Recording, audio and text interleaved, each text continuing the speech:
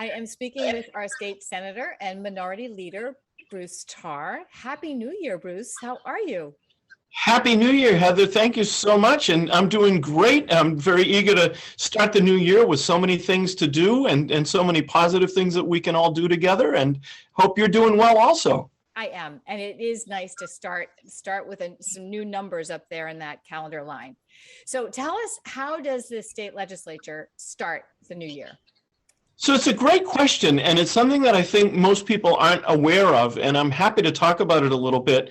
So the legislative session is actually organized into two individual one-year sessions. And so it's considered a biennial session. We just finished the first year of the biennial session, the first session, and now we're going into the second session. And under the Massachusetts Constitution, we have to meet the first Wednesday of January, which, as we're taping right now, it's actually tomorrow. And we have to organize. And organizing means that we have to reaffirm who is in the leadership positions, what the committees are, and we have to be ready to transact the business of the legislature. And once that happens, then we communicate that to the governor and to the House of Representatives, and they likewise communicate to us, okay, we are ready for the second year of the biennial session. Now, normally, that is surrounded by a lot of pomp and circumstance.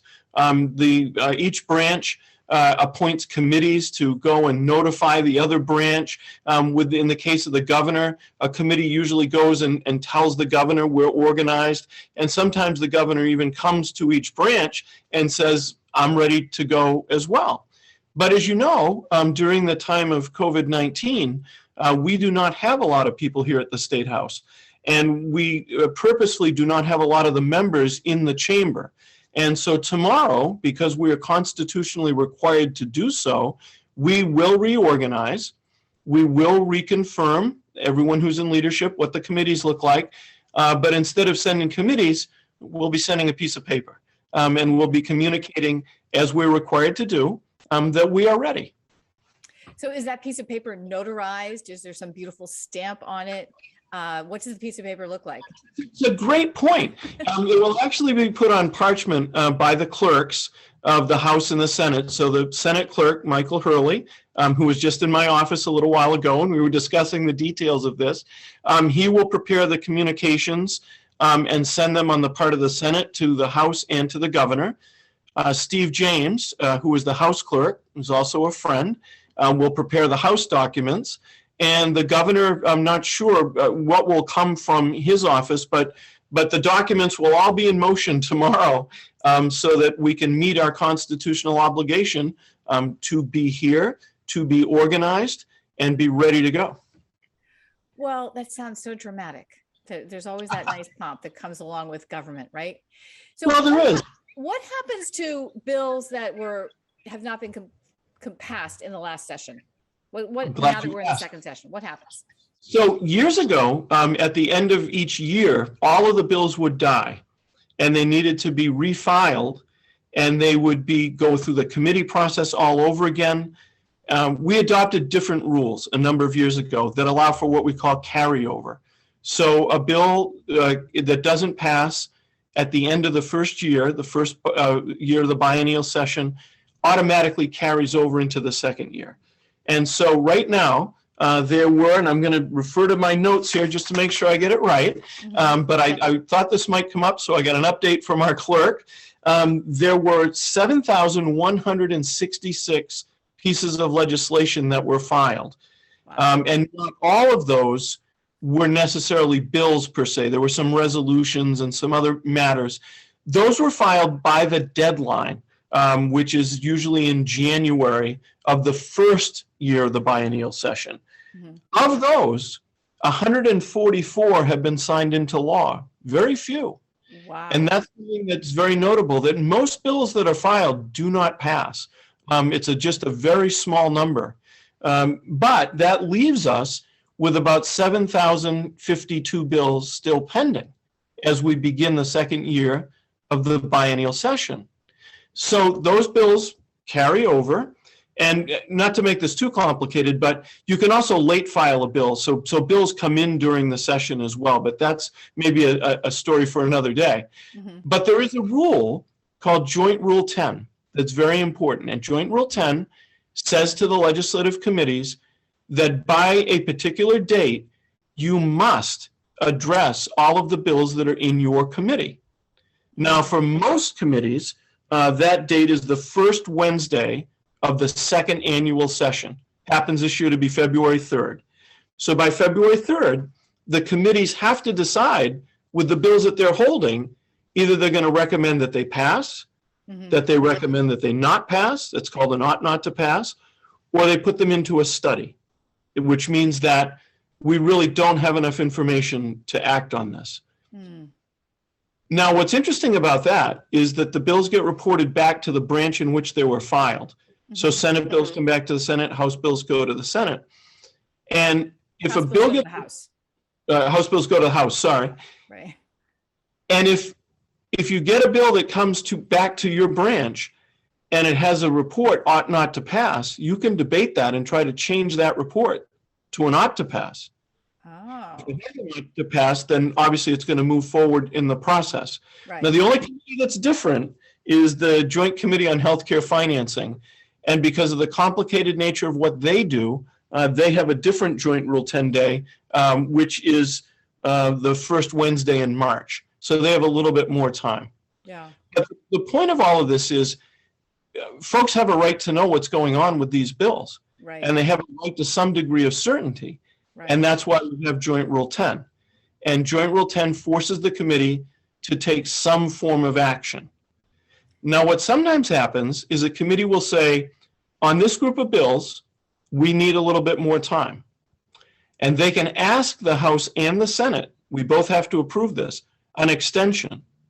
So they will send us an extension order and saying for these bills, Bill 1, 2, 3, 4, 5, we want to extend a reporting date until this date. Now, oftentimes, if you watch the Senate session, you will see me stand and challenge that because I want to make sure that committees are operating in a timely fashion. And oftentimes a committee chair will stand and he'll say, or she'll say, here's why we need this extra time. Right, right. And generally speaking, we will allow that, but we don't allow extensions to happen arbitrarily. And weren't there a couple of bills that were in committee a really long time in the last session? For instance, Yes. I remember the police reform bill. Wasn't that in there a long time? And the climate change bill. Those were in conference committee for a long period of time. So we're But not the talking about conference committee. We're talking about No. committees. Okay, all right. That's That's the difference. correct. All right. What I like to say, committees of subject matter jurisdiction. So the Committee on Education, Okay. the Committee on Public Health, the Committee on Public Safety, they are required to make a decision. And again, sometimes if they ask for something that's too long, so for instance, if a committee asks for an extension until the day before the session ends, which this year, as in every year since we adopted the new rules, will be the last week in July. That's when this formal session ends. Sometimes a committee will say, we want to go up until the Thursday of that week. And I will generally oppose that and say, if you give us a report on the Thursday of that week or the Friday of that week, it affords no time for the legislature to consider that report. We've been working really hard at this to make sure the report come out in a timely fashion. And generally that's the case. But sometimes this becomes controversial. And are you sort of policing these this timing because you are the minority leader or because you're Bruce Tarr? The answer is both. Okay, Generally, it's the role of the minority to make sure that the rules are being followed and being followed in a way that allows everyone to have information from both parties. And so making sure that reports get out in a timely way is one way to do that. But I also find transparency personally to be very important. And so I am very, very vigorous in my approach to this. Well, this is a great way to start the new year, to understand what happens there in the state Senate a little bit better. And I will tell you that I interviewed Val Gilman, the newly elected president of Gloucester City Council today, and she was doing the exact same work. It was all about governance and getting everything organized and set up for the new year. So it's good to hear from both of you.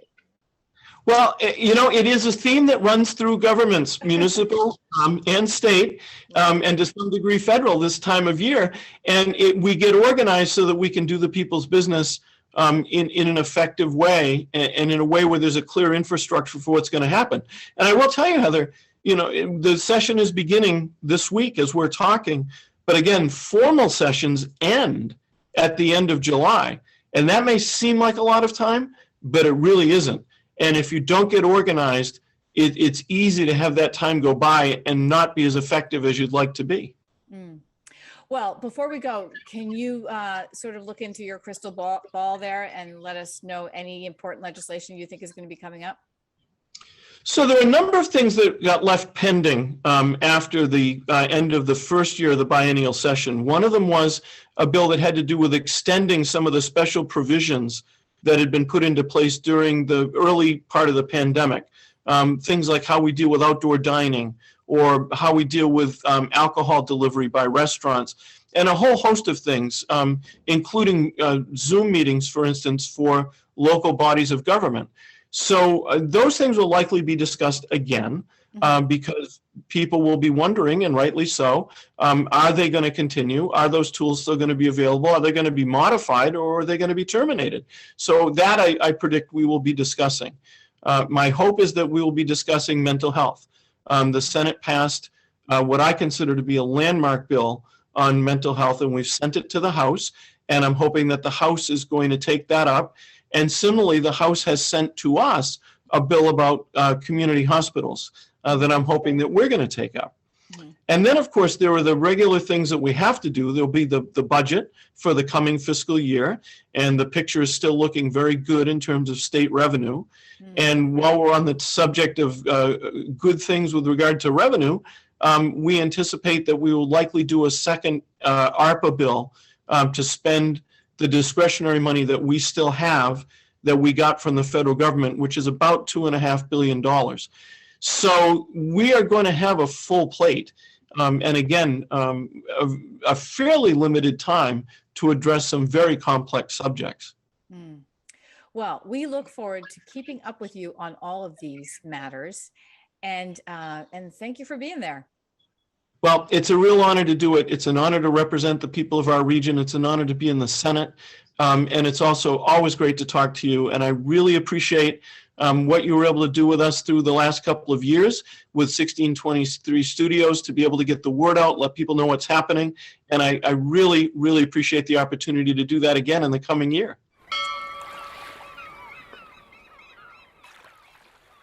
Interested in a sponsorship? Email sponsor@1623studios.org to learn more.